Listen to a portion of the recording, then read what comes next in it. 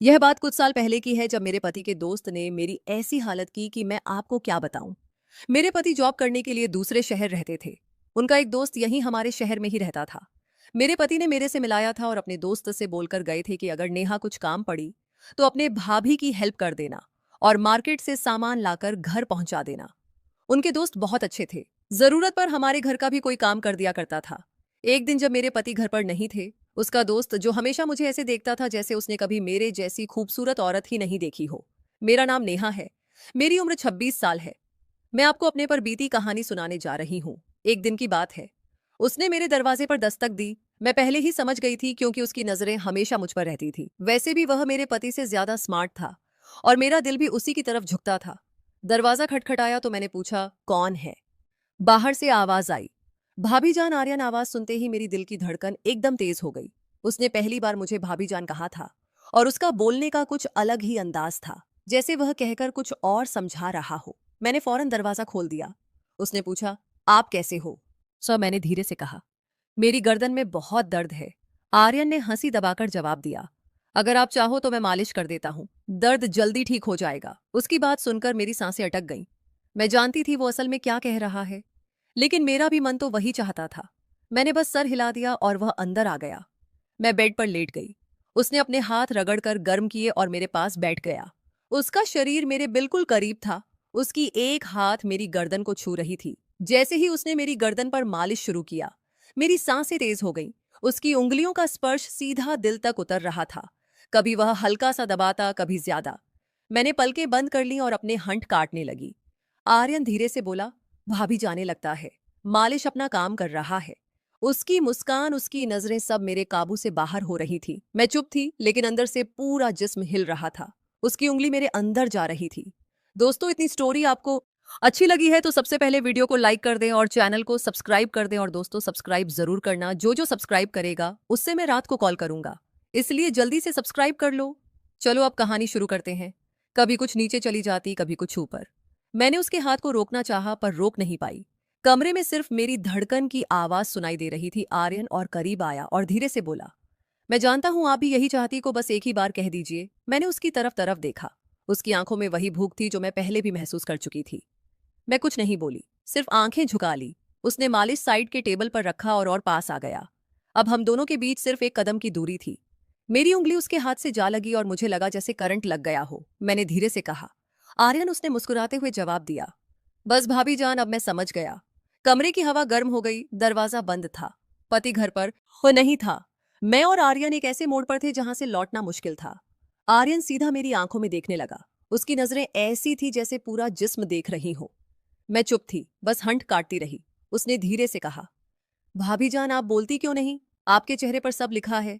मेरे लिए संभलना मुश्किल हो रहा था। मेरा दिल तेज धड़क रहा था। मैंने बस अपने आप को संभाला और पलटकर उसे देखने लगी। वह धीरे से करीब आया। उसके हाथ मेरी गर्दन पर रुक गए। मैं एक पल को सख्त हो गई, पर अगले ही पल मैंने अपनी आंखें बंद कर ली, जैसे मैं भी तैयार हो चुकी थी। आर्यन धीमी आवाज के साथ कहा, अभी दर्द कम करना है या और ज्यादा करना है? मेरे होठों पर हल्की सी मुस्कुराहट आई, लेकिन मैंने कुछ नहीं बोला। उसकी आवाज, ये उसकी सांसें, सब कुछ मेरे अंदर घूम रही थी। कमरे में सिर्फ लाइट की हल्की रोशनी थी। उस रोशनी में उसका चेहरा और ज्यादा साफ लग रहा था। मैं उसकी एक एक हरकत को महसूस कर रही थी। जब उसने अपने दोनों हाथ मेरी गर्दन पर रखे तो मैंने अपनी सांस अंदर खींच ली। मैंने धीरे से कहा, आर्यन, और उसने बिना देर किए जवाब दिया, बस भाभी जान, मैं यही था आपके लिए। मुझे लगा जैसे सब कुछ वहीं रुक गया हो। उसका हाथ धीरे धीरे नीचे की तरफ जा रहा था और मेरा जिस्म अपने आप नरम होता जा रहा था। मैंने उसका हाथ थामकर रोकना चाहा पर अंदर से रोक ही नहीं पाई। उसने अपना चेहरा इतना पास कर लिया कि मैं उसकी सांसें महसूस कर रही थी। मेरी आंखों के सामने सिर्फ उसका चेहरा था। उसकी मुस्कान जैसे मुझे कह रही हो, अब तो तुम मेरी हो। मैंने अपना सर हल्का सा झुकाया और उस लम्हे में मैं खुद को रोक नहीं पाई। आर्यन ने धीरे से कहा, भाभी जान, आपके पति को कुछ पता नहीं चलेगा। आप बस आज की रात यादगार बना दो। मेरी उंगलियां उसके हाथ पर खींच गईं और मैं बस उसी को देख रही थी। दिल में डर भी था, लेकिन उस डर से ज्यादा एक अजीब सी खुशी थी। वक्त रुकता जा रहा था। दरवाजा बंद था। घर खामोश था और मैं और आर्यन एक लकीर के दोनों तरफ थे। उस लकीर को पार करते ही सब कुछ बदल जाता। मैंने हंसी बवाकर बस इतना कहा, तुम रुकने वाले तो हो नहीं और मैं रुक जाने वाली नहीं। उसने सीधा जवाब दिया, फिर देर कैसी भाभी जान? और जैसे ही उसने मुझे अपनी तरफ खींचना शुरू किया, कि मेरा सारा काबू टूट गया। आर्यन ने मुझे अपनी तरफ खींच लिया। एक पल को लगा जैसे पूरा कमरा घूम गया हो। उसका सीना मेरे करीब था, उसकी सांस मेरी गर्दन को छू रही थी।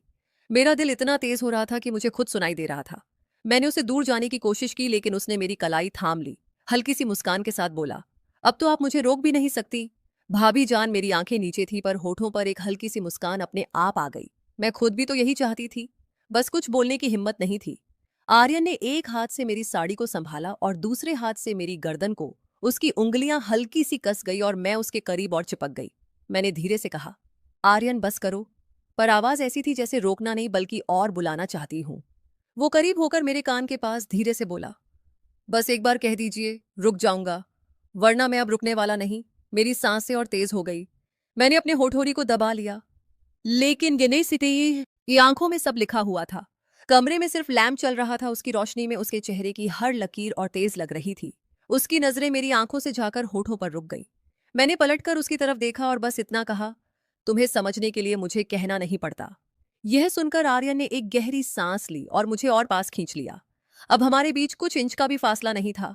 उसके हाथ मेरी गर्दन से कुछ ऊपर आ गए और मैंने पलकें बंद कर ली। उस पल मुझे लगा जैसे सब कुछ रुक गया है। दरवाजा बंद, घर खामोश और हम दोनों अकेले। पति घर पर नहीं था और मैं अपने पति के दोस्त की बाहों में थी।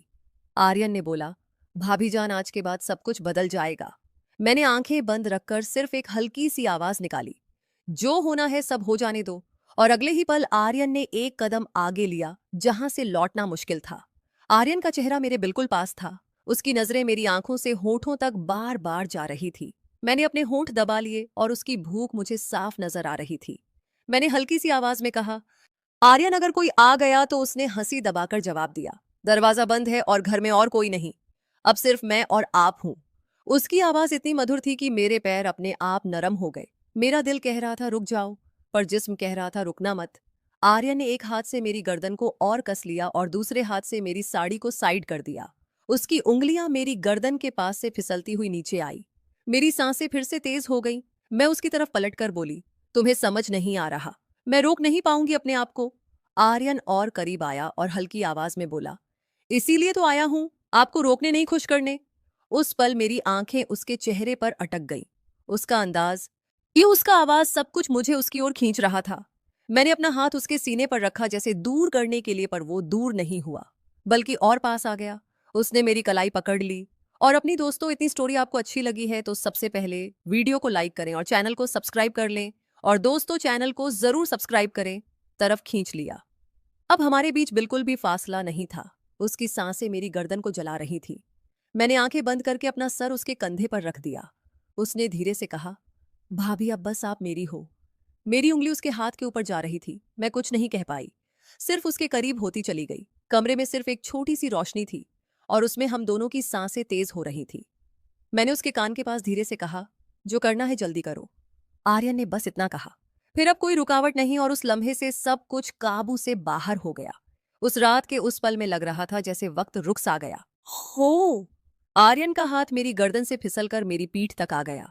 उसकी उंगलियों का वो हल्का सा स्पर्श भी मेरी सांसों को हिला रहा था। मैंने उसकी तरफ देखते हुए धीरे से कहा, आर्यन, तुम्हें अंदाजा है ना, अगर किसी ने देख लिया तो। उसने सीधे मेरी आंखों में देखकर जवाब दिया, भाभी, जिसकी नजर आपकी तरफ उठेगी उससे पहले मैं उसकी आंख को निकाल दूंगा। अभी सिर्फ आप और मैं, बाकी दुनिया भाड़ा में। मेरी हालत ऐसी थी कि मैं ना रोक पा रही थी और ना ही हाँ कह पा रही थी। उसकी नजरें मेरी आंखों में थीं। आर्यन ने अपनी उंगली मेरे होठों पर रखी और बोला, अब कुछ मत बोलो, बस महसूस करो। मेरे दिल की धड़कन इतनी तेज थी जैसे दिल कभी भी फट जाएगा। मैं उसके इतने करीब थी कि उसकी सांसें मेरी सांसों को छू रही थी। मैंने अपने हंठ धीरे से काटे और उस लम्हे ने उसकी भूख और तेज कर दी। उसने अपना चेहरा मेरी गर्दन के पास ले जाकर धीरे से कहा, अब आप मेरी हो चुकी हो। मैं अपनी जगह बिल्कुल थम गई थी।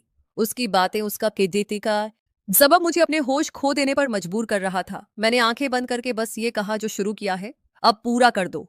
आर्यन की मुस्कान और तेज हो गई। उसने मुझे अपनी तरफ और कस लिया और उस रात कमरे की वो खामोशी सिर्फ हमारी सांसों की गर्मी से टूट रही थी। आर्यन ने मुझे अपनी बाहों में इस तरह कस लिया जैसे मैं उसकी सांसों का हिस्सा बन गई हो। उसकी उंगलियां अब धीरे धीरे मेरी गर्दन से नीचे सरक रही थी और मैं बस अपनी सांस रोककर महसूस करती जा रही थी। मेरी हालत ऐसी थी कि मैं बेकाबू हो चुकी थी। मैंने धीरे से उसके कान के पास जाकर कहा, बस अब और इंतजार मत कराओ आर्यन। दोस्तों, इतनी स्टोरी आपको अच्छी लगी है और इसका दूसरा पार्ट देखना चाहते हैं तो सबसे पहले वीडियो को लाइक कर दें और चैनल को सब्सक्राइब कर दें। अगर इस वीडियो पर 50 कमेंट आ गया तो मैं इसका नेक्स्ट पार्ट लाऊंगा, तो इसलिए जल्दी से सब्सक्राइब कर